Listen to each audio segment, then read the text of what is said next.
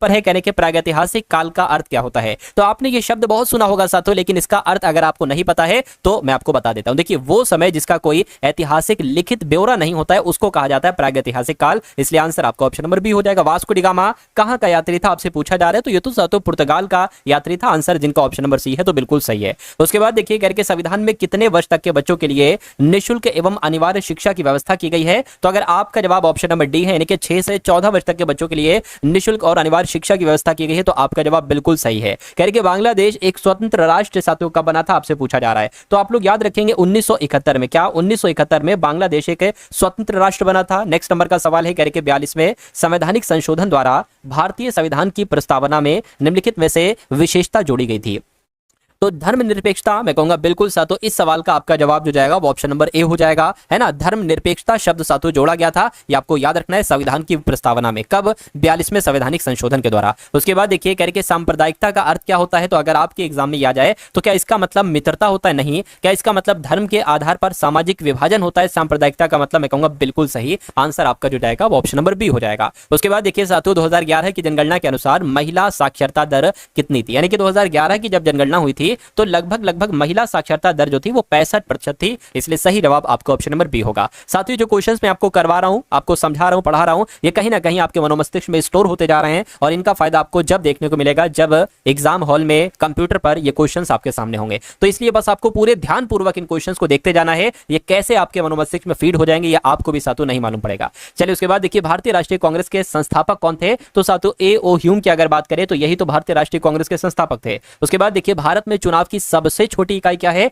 तो भारत में चुनाव की सबसे छोटी इकाई साथियों ग्राम पंचायत है, ग्राम पंचायत आपका बिल्कुल सही जवाब हो जाएगा। उसके बाद देखिए अगला क्वेश्चन कह रहे कि संयुक्त राष्ट्र के सुरक्षा परिषद के बारे में क्या सही नहीं है, तो संयुक्त राष्ट्र के सुरक्षा परिषद के बारे में क्या क्या सही है, तो इसके 5 स्थायी और 10 अस्थायी सदस्य होते हैं, ये बात बिल्कुल सही है। अस्थायी सदस्यों का चयन 5 वर्षों के लिए होता है, नहीं साथियों, यह अंतरराष्ट्रीय शांति बनाए रखने में मदद करती है, बिल्कुल सही। यह युद्ध को समाप्त करने के लिए राष्ट्रों से अपील करता है, ये बात भी बिल्कुल सही है। तो कौन सा कथन गलत है, ऑप्शन नंबर बी वाला कथन गलत है, तो यही तो आपसे पूछा जा रहा था। उसके बाद देखिए करके भारत की स्वतंत्रता के बाद निम्न में से कौन भारतीय गवर्नर जनरल बना था, यानी कि जब भारत आजाद हो गया था तो फिर यानी कि स्वतंत्र भारत के पहले गवर्नर जनरल कौन थे, तो चक्रवर्ती राजगोपालाचारी। बहुत इंपॉर्टेंट क्वेश्चन है साथियों, आप लोग याद रखेंगे, कई बार एग्जामिनेशन में पूछा जा चुका है।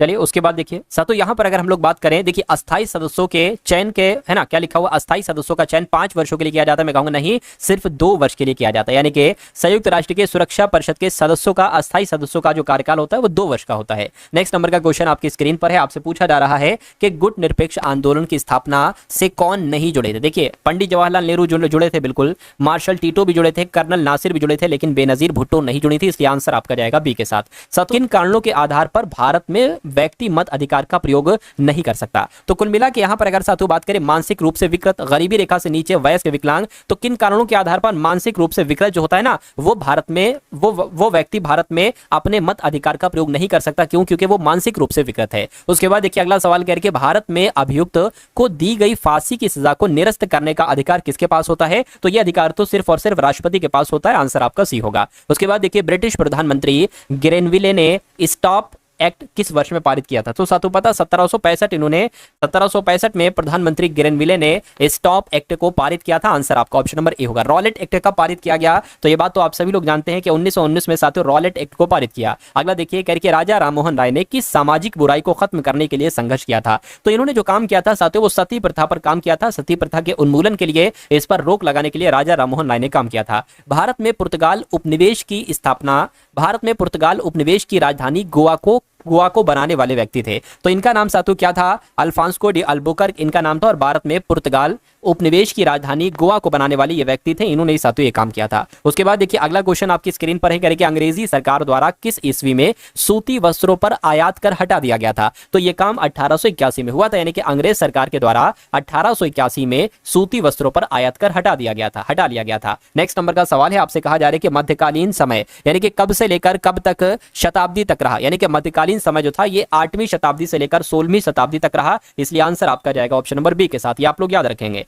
कह रहे कि 1857 की क्रांति की शुरुआत जो हुई थी वो कहां से हुई थी, तो वो साथियों मेरठ से हुई थी। ये बात आप लोग याद रखेंगे। आंसर अगर आपका है ऑप्शन नंबर सी के साथ तो बिल्कुल सही है। उसके बाद देखिए नेक्स्ट नंबर का सवाल आपकी स्क्रीन पर, कह रहे कि मगध राज्य की जो प्राचीनतम राजधानी थी उसका नाम क्या था। तो मगध राज्य की प्राचीनतम राजधानी क्या थी साथियों, राजगृह थी, है ना। उसके बाद देखिए मनुष्य द्वारा पहली बार नियोलिथिक युग में पालतू बनाए जाने वाला पशु कौन था, तो साथियों कौन था मुझे आप लोग बता दीजिए।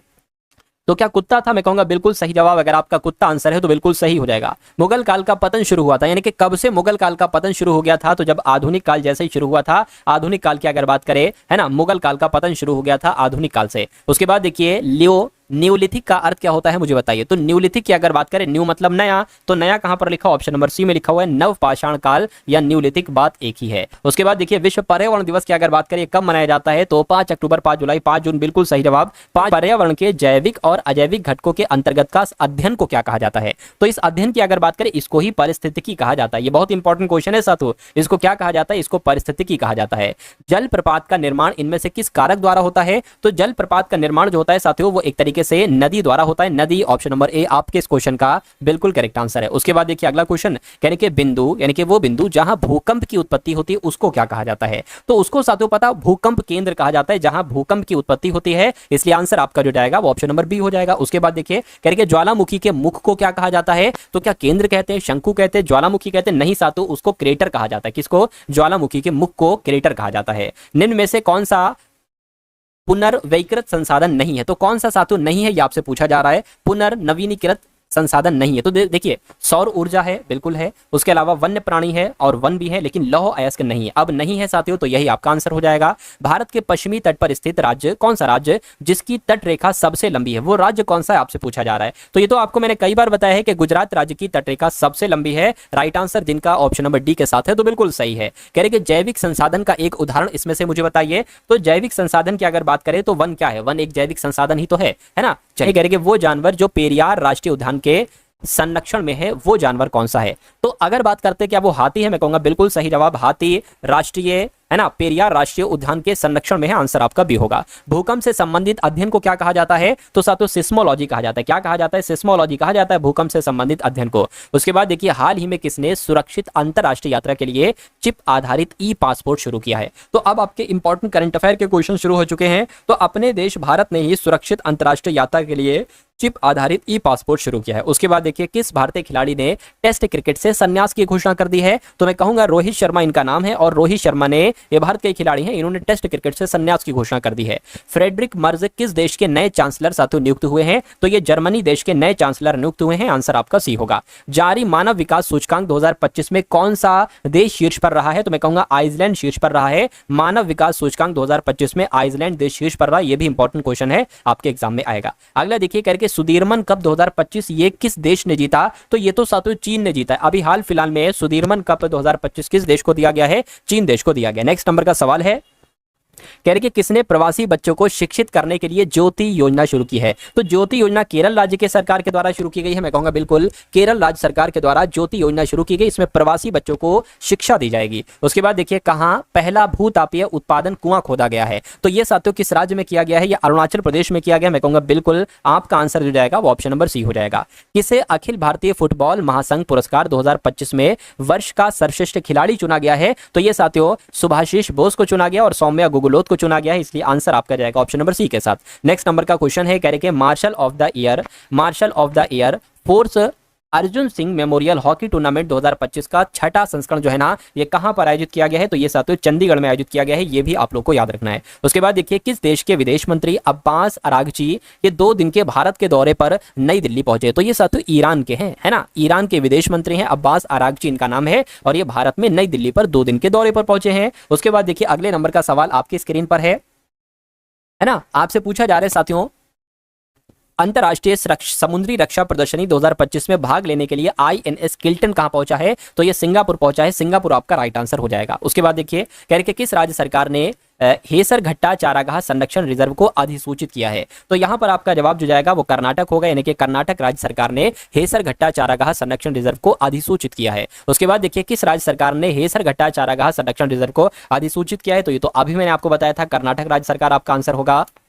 आ जाएगा और कोई उसकी जगह पे कोई संख्या हो जाएगी, फिर एक वर्ड लिखा होगा, फिर उसकी जगह पे एक संख्या होगी, आपको एक वर्ड दिया जाएगा, पूछा जाएगा इस वर्ड के लिए कौन सी संख्या हो सकती है। तो इसको पता कैसे करेंगे, कभी भी एक बड़ा सा नंबर आ जाए यानी कि इसका मतलब ये होता है कि इन प्लेस वैल्यू को प्लस करके ये होगा। देखिए साथियों, जिसके 13 प्लस 1 प्लस टी 20 पर होता है, यू 21 पर होता है और आर 18 पर होता है, ई 5 पर होता है, इसको प्लस करके देखिए क्या 82 आता है। देखिए 13 एक 14 हो जाएगा, है ना, 14 और ये 21 है ना, 14 और एक कितना हो जाएगा 21, 15 15 और फिर ये 20 कितना हो जाएगा 25 35 35 और 20 कितना हो जाएगा 45 55 55 5 कितना हो जाएगा साथियों आपका 60 हो गया। 60 और 70 78, ये तो सातों 78 हो गया, लेकिन ये तो 82 है, यानी कि इसमें मैंने एक्स्ट्रा कितना जोड़ा है, इसमें सातों एक्स्ट्रा 4 जोड़ना पड़ेगा, तो ये 82 आएगा। अच्छा, इसकी अगर बात करें, देखिए H आता है 8 पर, I आता है 9 पर, G आता है 7 पर और फिर से H आ गया क्या, फिर से H आ गया 8 पर और फिर E 5 पर और फिर R 18 पर। देखिए ये 15 हो जाएगा, 15 5 20 हो जाएगा, 20 और 9 29 हो जाएगा, 29 और आपका 38 हो जाएगा, है ना, 38 और 10 कितना हो जाएगा 48, 48 और 8 कितना हो जाएगा 56 हो जाएगा। अब यहाँ पर 56 आ रहा है, कितना आ रहा है सातों 56 आ रहा है, कोई कैलकुलेशन मिस्टेक तो नहीं होगी। फिर से एक बार देखिए, H 8 पर, I 9 पर, G 7 पर, H 8 पर, E 5 पर, R 18 पर। देखिए 8 5 कितना हो जाएगा 23 23 और ये कितना हो जाएगा 31 31 और 38 38 47 47 और ये कितना हो जाएगा 55 हो जाएगा। हाँ 55 आ रहा है, तो 55 और ये कितना है 59, यानी कि इसमें भी हमें 4 प्लस करना पड़ेगा। तो कहने का मतलब यह है कि प्लेस वैल्यू को प्लस कीजिए और उसमें 4 जोड़ दीजिए। A 1 पर आता है, S 19 पर आता है ना, और I की अगर बात करें, सॉरी S तो 19 पर आता है, S 19 पर आता है, I जो है ना वो आपका 9 पर आता है, A 1 पर आता है, N 14 पर आता है। ये तो 15 हो गया, 15 और आपका 24 हो गया, 24 आपका 25 हो गया, 25 और 20 कितने हो जाएंगे 35 45 यानी कि 44 हो गया। इसमें 4 जोड़ना है तो सातों ये 48 हो जाएगा। क्या 48 कहीं ऑप्शन में है? बिल्कुल सातों ऑप्शन में है, ऑप्शन नंबर बी वाले में। तो जिनका आंसर यहाँ पर है ऑप्शन नंबर बी के साथ, तो बिल्कुल सही है। उसके बाद देखिए अगला सवाल है, कह रहे निम्नलिखित प्रश्न में दिए गए विकल्पों में से संबंधित अक्षरों का सातों आपको चयन करना है ना। चलिए, तो जैसे यहाँ पर KBZ से HYW बनाया गया है, वैसे VIF से कौन से 3 लेटर यहाँ पर बनेंगे, बस इतनी सी आपको बताना है, बात बताना है। देखिए K होता है 11 पर, ये 11 से H होता है 8 पर, यानी कि यहाँ पर तो सातों 3 घटाया गया है। B होता है 2 पर, यहाँ पर Y हो गया। जब B में 3 घटाओगे तो Y ही आता है। कैसे, ये मैं आपको बता दे। देखिए A आएगा, फिर Z आ जाएगा, फिर Y आ जाएगा, तो यहाँ पर भी 3 घटाया गया है। Z होता है 26 पर, W होता है 23 पर, यानी कि यहाँ पर भी 3 घटाया गया, तो क्या यहाँ पर भी 3 घटाया जाएगा? देखिए एक बार ट्राई करके। V 22 पर होता है, 3 घटाओगे तो कितने आ जाएंगे साथियों 19 आ जाएगा ना। 19 पर S होता है, I 9 पर होता है, 3 घटाओगे 6 आ जाएगा, 6 पर साथियों F होता है, F होता है 6 पर, 3 घटाओगे C आ जाएगा। कहीं ऑप्शन ऐसा है जिसमें F और सॉरी SFC लिखा हुआ है? बिल्कुल साथियों SFC तो ऑप्शन नंबर सी में लिखा हुआ है, तो जिनका आंसर ऑप्शन नंबर सी के साथ है तो बिल्कुल सही है। अब उसके बाद देखिए अगला क्वेश्चन है, कथन और निष्कर्ष पर आधारित साथियों आपका ये सवाल है। कहा जा रहा है कि कुछ नमकीन पिज्जा है, कुछ नमकीन पिज्जा है साथियों, मान लेते हैं ये क्या हो जाएगा, ये नमकीन हो जाएगा, और कुछ नमकीन पिज्जा है, मान लीजिए इतनी नमकीन पिज्जा हो गई, ठीक है। कह रहे कि कोई पिज्जा बिस्किट नहीं है, ये पिज्जा है, कह रहे कि कोई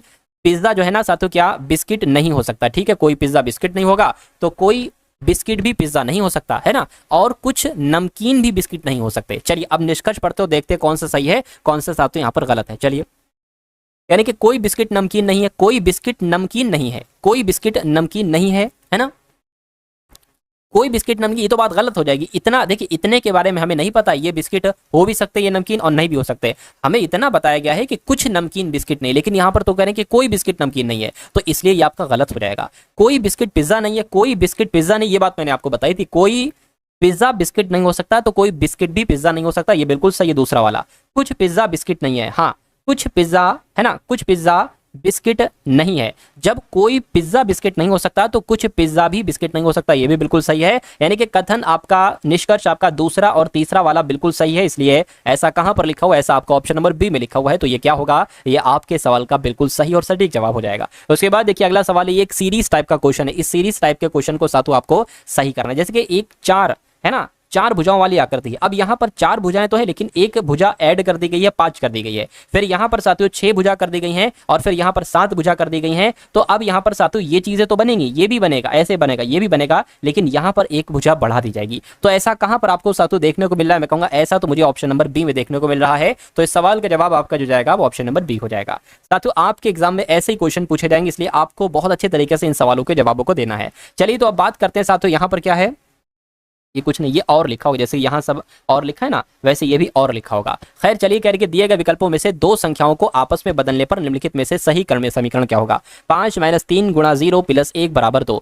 यानी कि अगर हम इस ऑप्शन को सही माने, है ना, इस ऑप्शन को सही माने और 5 की जगह पर 3, 3 की जगह पर 5 कर दें तो क्या बराबर 2 आएगा? देखिए जरा, जैसे ये 5 है तो यहाँ पर क्या आ जाएगा 3 आ जाएगा, ये 3 है तो इसकी जगह पर क्या आ जाएगा 5। पहली बात तो यहाँ पर 0 ही हो जाएगा और फिर 2 तो आ नहीं सकता, इसलिए आंसर आपका नहीं हो सकता। बी वाले को अगर हम साथों चेक करें तो 5 की जगह पर 2 है ना, 5 की जगह पर 2, ये 2 आ गया, 3 की जगह पर 3 आ जाएगा, गुणा 0 आ जाएगा, प्लस 1 आ जाएगा, बराबर 2 आ रहा है, 0 हो गया, 2 तो नहीं आ रहा है साथियों, है ना। तो ये भी हमारा क्या, ये भी हमारा आंसर एक तरीके से नहीं हो सकता, इसको भी कट कर दीजिए। और 1 की जगह पर 3, 3 की जगह पर 1 है ना। अब यहाँ पर क्या आ जाएगा, 1 आ जाएगा, अब यहाँ पर फिर 0 आ जाएगा, 0 आ गया और 5 माइनस 0 और 1 की जगह पर 3, ये आ रहा है साथियों। ये तो ऐसे एक तरीके से अगर बात करें, फिर से एक बार देखिए जरा इसको सही से, 1 की जगह पर 3 और 3 की जगह पर 1, 5 है तो 5 का 5 आ जाएगा, माइनस 3 है, 3 की जगह पर 1 आ जाएगा, 0 है प्लस आपका क्या है 1 है, 1 की जगह पर 3 आ जाएगा। इसको कैलकुलेट करिए क्या 2 आता है, देखिए जरा, है ना। 5 आ गया, माइनस 1 की गुणा इससे करोगे तो 0 ही आ जाएगा, है ना। अच्छा ये प्लस, अब यहाँ पर प्लस आ जाएगा, तो यह माइनस प्लस कितना हो जाएगा, एक तरीके से माइनस हो जाएगा, यानी कि 5 माइनस 3 बराबर क्या हो जाएगा 2 आ जाएगा, यानी कि साथियों 2 बराबर 2 हमारा आंसर आ जाएगा, यानी कि ये बिल्कुल सही और सटीक जवाब हो जाएगा। उसके बाद देखिए साथियों, अब अगले नंबर का सवाल देखिए, एक नंबर सीरीज का यहाँ पर सवाल आ चुका है और आपके एग्जाम में साथियों 2 से 3 सवाल अलग अलग पैटर्न पर आधारित आएंगे साथियों नंबर सीरीज के। तो इस सवाल की अगर बात करें, कह रहे कि सबसे पहले 86 है, उसके बाद साथियों 107 है, उसके बाद यहाँ पर 82 है, और उसके बाद 111 है, और उसके बाद 78 है, और उसके बाद साथियों 115 है। आपसे पूछा जा रहा है कि अगला नंबर यहाँ पर क्या हो सकता है। देखिए अब 86 से अगर 107 करे, फिर 82 के, फिर 111, फिर 78, मेरा मानना यह है कि अगर आप 86 से 82 कर देंगे तो ज्यादा अच्छा है, 82 से 78 कर देंगे तो ज्यादा अच्छा है, यानी कि यहाँ पर एक तरीके से अगर बात करें कितने घटाएंगे 82 में, अगर 4 आप घटा देते हो तो 82 आ जाएगा 86 में, और 82 में अगर 4 घटा देते हो तो 78 में, 78 में 4 घटा देते हो तो 74 आ जाएगा। क्या 74 आंसर होगा? 74 वैसे ऑप्शन में है, लेकिन हम एक तरीके से और देख लेते। देखिए अगर 107 में हम यहाँ पर 4 बढ़ाएंगे तो 11 आ जाएगा 100, यहाँ पर भी साथियों 4 बढ़ाएंगे तो कुल मिला के ये 74 ही आएगा, और 74 हमारे सवाल का बिल्कुल सही जवाब है। अब उसके बाद देखिए अगला सवाल आपकी स्क्रीन पर है, कह रहे कि यहाँ पर आपको बताना है, एक सेकेंड देखिए, आपको बताने कि यहाँ पर कौन सी आकृति सही तरीके से आएगी, एक बार साथियों मुझे आप लोग बता दीजिए। देखिए अब जैसे कि मान लीजिए यहाँ पर यह है तो एक ऐसे करके यहाँ पर आएगी, ये तो आएगी ही आएगी। अब आप देखिए साथियों ऐसी कहाँ पर है, यहाँ पर नहीं है तो ये नहीं होगा, यहाँ पर भी ऐसा नहीं है, अब यहाँ पर ऐसा है और यहाँ पर ऐसा है ना। अब देखिए यहाँ पर बिल्कुल गैप नहीं है और यहाँ पर थोड़ा सा गैप है, तो क्या गैप वाली आना चाहिए या बिना गैप वाली? मैं कहूँगा गैप आएगा, क्योंकि आप देखो कि सभी में साथियों यहाँ पर आपको गैप नजर आ रहा होगा, है ना। चलिए कोई दिक्कत नहीं, क्योंकि देखिए ये यहाँ पर गैप है, यहाँ पर गैप है ना। तो ऐसे ही साथियों आपका यहाँ पर और यहाँ पर ऐसे करके गैप आ जाएगा, जो कि ये है। तो कुल मिला के इस क्वेश्चन का आंसर आपका ऑप्शन नंबर ए हो जाएगा। उसके बाद देखिए अगले नंबर का क्वेश्चन साथियों आपकी स्क्रीन पर है। आपसे कहा जा रहा है कि 5 दोस्त हैं, पूजा, भावना, चारू, गीता, हेमा, एक वृत्ताकार मेज के चारों ओर केंद्र की ओर मुंह करके बैठी हैं।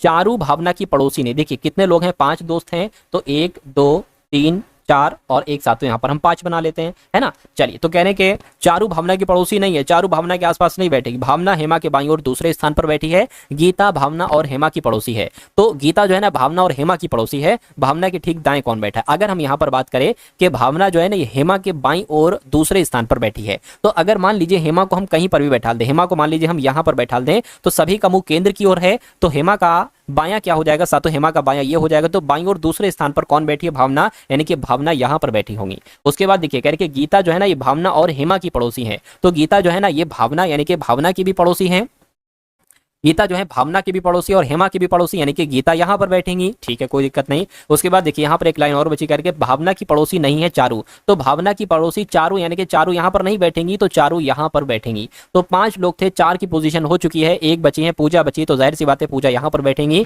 तो कहने की भावना के ठीक दाएं कौन बैठा है? भावना के ठीक दाएं कौन बैठा है? गीता बैठी है, तो गीता आपके इस क्वेश्चन का बिल्कुल सही और सटीक जवाब हो जाएगा। उसके बाद देखिए अगला सवाल है आपकी स्क्रीन पर, देखिए सवाल को और मुझे बताइए आंसर क्या होगा। अब यहाँ पर फिर से साथियों एक नंबर सीरीज का सवाल आ चुका है, कह रहे कि 6075 है, उसके बाद साथियों 2025 है, और फिर आपको बताने अगला नंबर क्या आएगा, और उसके बाद 225 आएगा, और उसके बाद साथियों 75 आएगा। तो इसमें आपसे कुल मिला के पूछा जा रहा है, एक बार मुझे बताइए कैलकुलेट करके साथियों क्या आएगा। देखिए अगर 6000 से हम इसको 2000 पर देखें तो ये इसका 1/3 है। अरे भाई 6000 का 1/3 ही तो होता है 2000, और 75 का 1/3 होता है 25। तो मैं कहूंगा इसकी भाग अगर आप 3 से करोगे तो ये इतना आ जाएगा। अच्छा यहाँ पर अब आप देखिए क्या इसकी भाग भी अगर हम 3 से करें तो 75 आता है, बिल्कुल सही साथियों, 75 तिया 225 होता है, यानी कि अगर 225 की भाग आप 3 से करोगे तो आपका 75 आ जाएगा, 3 सत्ते 21, एक बचेगा 15 हो जाएगा, 3 पंजे 15 आ गया। कहने का मतलब है कि इसकी भी भाग हमें 3 से करना पड़ेगी, और फिर इस जो नंबर आएगा उसकी भाग 3 से करोगे तो 225 आएगा। इसकी भाग 3 से करिए, 3 एकम 3, 3 सत्ते 21 ज्यादा हो जाएगा, 3 से 3 अट्ठे कितना हो गया तीन अट्ठे भी ज्यादा हो जाएगा, 3 छंग 18, 3 छंग 18 की अगर बात करें तो 3 छंग आपका क्या हो गया 18 हो गया, 2 बचा 22 हो जाएगा, 3 सत्ते 21 और 3 पंजे 15। अब देखिए 675 कहीं पर लिखा हो, बिल्कुल लिखा हुआ है। अगर अब इसको भी जरा 3 से भाग करिए, देखिए 3 दूना 6, 3 दूना 6, 3 पंजे 15, यानी कि हमारा 100% आंसर जो होगा वो ऑप्शन नंबर एक। शब्दकोश के क्रम में आपको यहाँ पर लगाना है कि सबसे पहला वर्ड कौन सा आएगा, उसके बाद और उसके बाद। आप देख पा रहे हैं कि SMA यहाँ पर भी है, यहाँ पर भी है, यहाँ पर भी है, यहाँ पर भी है और यहाँ पर भी है। अब आप देखिए सबसे पहले इसमें L आता है, R आता है, C आता है, S आता है, T आता है। मैं कहूंगा सबसे पहले इसमें C आता है, तो ये 3 नंबर सातों सबसे पहले आ जाए। अच्छा, कुछ और पूछा जा रहा है कि इस क्रम में व्यवस्थित करने के बाद कौन सा शब्द तीसरे स्थान पर आएगा। ठीक है, तो ये तो पहले स्थान पर आएगा, उसके बाद R आएगा या L आएगा। मैं कहूंगा L आएगा, तो ये आएगा दूसरे नंबर पर, है ना। और तीसरे नंबर पर क्या आएगा, ST, T होता है 20 पर, S होता है 19 पर, R होता है 18 पर। तो ये आपका साथियों तीसरे नंबर पर आ जाएगा स्मार्ट, यानी कि इस क्वेश्चन का आंसर जो होगा वो स्मार्ट होगा, क्योंकि स्मार्ट आपका तीसरे नंबर पर आएगा और यही आपसे पूछा जा रहा था। चलिए साथियों, उसके बाद देखिए नेक्स्ट नंबर का क्वेश्चन आपकी स्क्रीन पर मैं ला दिया हूं, है ना। इस क्वेश्चन को देखिए और बताइए राइट आंसर आपका क्या होगा। देखिए सबसे पहले ये चित्र है, उसके बाद ये है, उसके बाद ये है, तो यहाँ पर कौन सा वाला चित्र आएगा ये आपसे पूछा जा रहा है, मुझे बताइए। देखिए यहाँ पर 3 भुजाएं हैं तो नीचे अंदर 3 लिखा है, यहाँ पर 4 भुजाएं हैं तो अंदर 4 लिखा है, यहाँ पर 5 भुजाएं हैं तो अंदर साथियों 5 लिखा है, यानी कि यहाँ पर 6 भुजाओं वाली आकृति आएगी। 6 भुजाओं वाली आकृति आएगी, तो 6 भुजाएं क्या यहाँ पर 1 2 3 4 5 6 है, लेकिन अंदर 7 लिखा है इसलिए आंसर नहीं हो सकता। 1 2 3 4 5 6 7 8 है और अंदर 9 लिखा है इसलिए आंसर नहीं हो सकता। यहाँ पर अगर बात करें 1 2 3 4 5 6 7, यहाँ पर 7 ये भी नहीं होगा। 1 2 3 4 5 6, यहाँ पर 6 नंबर भी लिखा है अंदर और भुजाएं भी 6 हैं, इसलिए आंसर आपका जो होगा वो ऑप्शन नंबर डी होगा। उसके बाद देखिए नेक्स्ट नंबर का सवाल आपकी स्क्रीन पर है, कह रहे कि DEHALF को DCJYND लिखा जाता है, तो आपको बताना है कि CLINIC को क्या लिखा जा सकता है। अब यहाँ पर लॉजिक आपको देखना है कि साथियों देखिए B होता है 2 पर, E होता है 5 पर, H होता है 8 पर, A 1 पर, L 12 पर, F 6 पर होता है। अब 2 से ये 4 हो गया है, D 4 पर ही तो आता है ना। फिर 5 से 3 हो गया है, तो सबसे पहले आपका यहाँ पर साथियों 2 बढ़ाया गया, उसके बाद 2 घटा दिया गया। देखिए 8 है, 8 से यहाँ पर J यानी कि 10 हो गया, फिर आपका यहाँ पर 2 बढ़ा दिया गया, फिर 1 से यहाँ पर Y हो गया, यानी कि अब इसमें 2 घटा दिया गया, यानी कि 2 बढ़ाने 2 घटाने वाला कॉन्सेप्ट चल रहा है। तो इसमें भी हम वही कॉन्सेप्ट अपनाएंगे। देखिए C 3 पर आता है, L 12 पर आता है, I 9 पर आता है, N 14 पर आता है, I 9 पर आता है, C 3 पर आता है। सबसे पहले आपको 2 बढ़ाना है। जब आप इसमें साथियों 2 बढ़ा दोगे तो कितना आ जाएगा,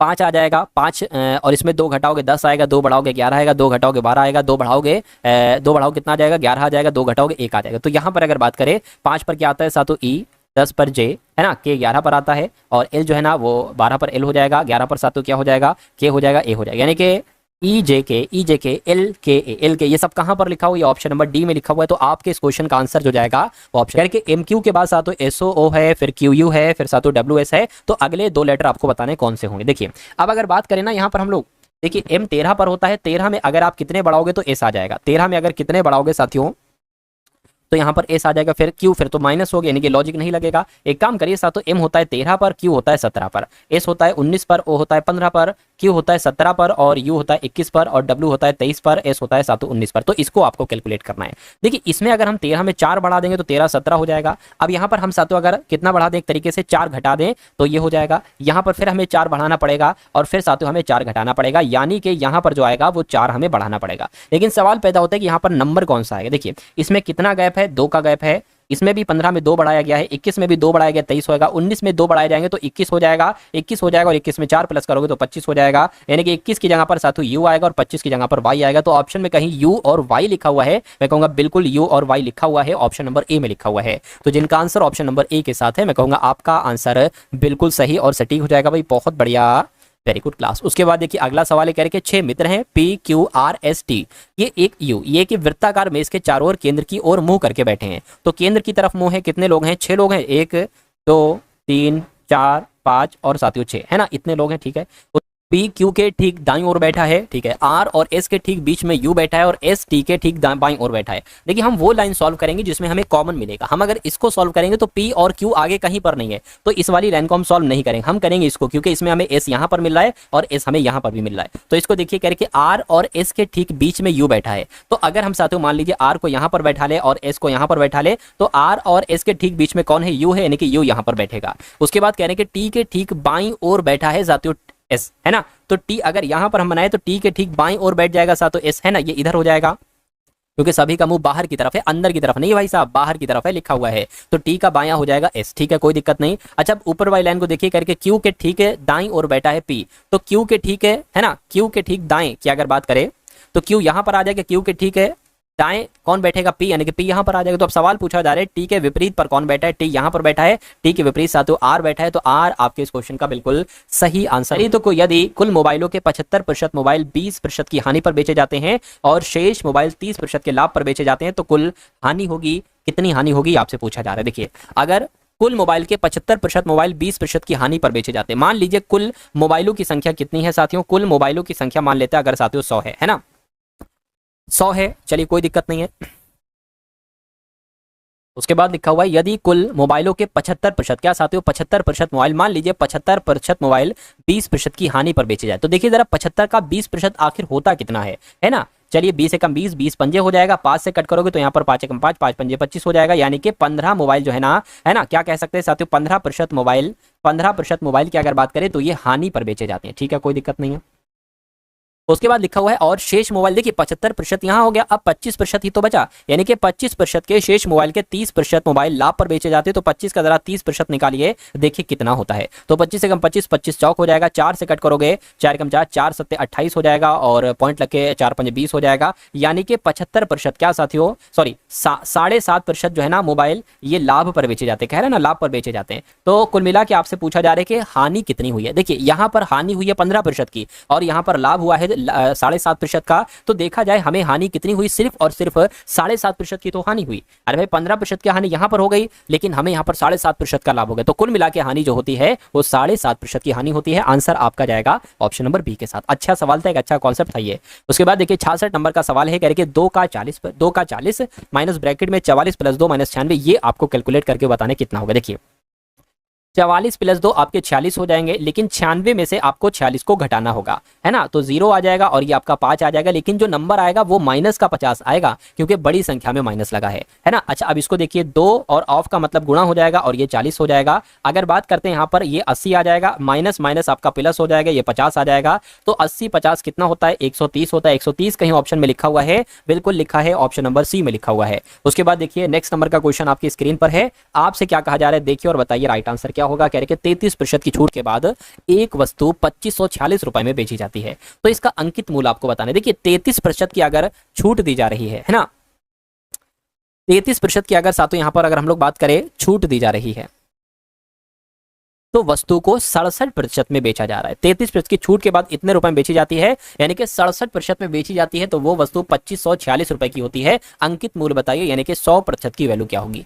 तो 25 बटे अगर 67 कर दोगे तो ये 1% की वैल्यू आ जाएगी। 100% की वैल्यू निकालना है तो इसकी 100 से गुणा करो और इसकी भी 100 से ही साथों गुणा कर देना, है ना। इसको आपको क्या करना है, एक बार साथों आप लोग इसको कैलकुलेट कर दीजिए और फिर आपका आंसर आ जाएगा। चलिए कोई दिक्कत नहीं है। तो ये आपका 2500 क्या साथियों, एक काम करिए 2546 को कर दिए, फिर उसमें 2 0 लगा दीजिएगा क्योंकि सभी में 2 0 यहाँ पर लगे हुए हैं। तो 67 की अगर बात करें कि इसको 70 मान लीजिए, है ना, इसको 70 मान लीजिए, 7 तियां 21 होता है, यानी कि 210, तो 67 तियां देखो जरा कितने होते हैं, 67 तियां, सॉरी 67 तियां, 3 सत्ते आपका 21 हो जाएगा, 3 छंग 18, 19 20, यानी कि 201 होगा, क्योंकि 67 चौक करोगे तो फिर ज्यादा हो जाएगा, है ना।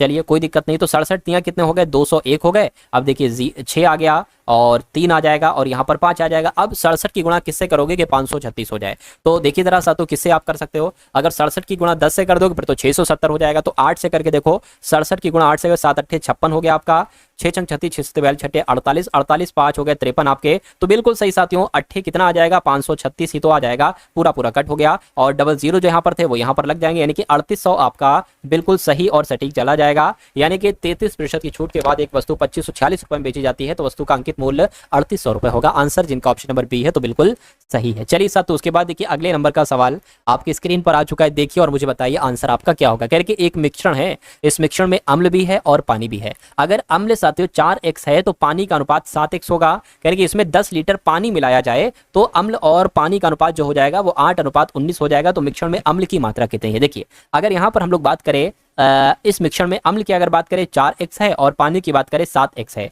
यहाँ पर 10 लीटर पानी मिलाया जाता है तो 10 लीटर हमने पानी मिला दिया, तो फिर अम्ल और पानी का अनुपात जो हो जाता है वो 8:19 हो जाता है। ये लिखा हुआ 8:19 हो जाता है। कह मिश्रण में अम्ल की मात्रा कितनी, अम्ल की मात्रा 4x है, यानी कि आपको कुल मिला के बताना है साथियों 4x की वैल्यू यहाँ पर क्या हो सकती है ना। x की वैल्यू यहाँ से निकाल लेंगे, फिर उसकी गुणा साथियों 4 से हम लोग कर देंगे, आपका आंसर बहुत आराम से यहाँ पर साथियों आ जाएगा।